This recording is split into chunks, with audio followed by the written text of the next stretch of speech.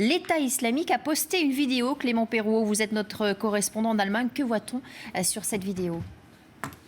Eh bien, cette vidéo, elle a été postée donc par l'agence Amaq, qui est l'agence de propagande de l'État islamique. On y voit donc face à la caméra ce jeune réfugié afghan de 17 ans qui est le responsable de cette attaque à la hache dans un train en Allemagne. Alors, le jeune homme regarde la caméra, il a un regard très agressif, il arbore une barbe juvénile, c'est encore un adolescent, il a un couteau qu'il brandit régulièrement et qu'il déplace souvent comme ça devant la caméra. Et il menace ce qu'il appelle les pays infidèles. Il fait allégeance à Daesh, il se présente comme un soldat du califat et prévient qu'il va passer à l'action sur le sol allemand en y faisant ce qu'il appelle une attaque martyre. Alors jusqu'ici, les policiers allemands n'avaient pas trouvé de preuve de lien direct entre ce jeune homme et Daesh, si ce n'est le drapeau de l'organisation terroriste qu'ils avaient retrouvé à son domicile. Là, avec cette vidéo, on voit bien que ce lien existait. Alors ce n'est pas parce que ce jeune homme est parvenu à publier cette vidéo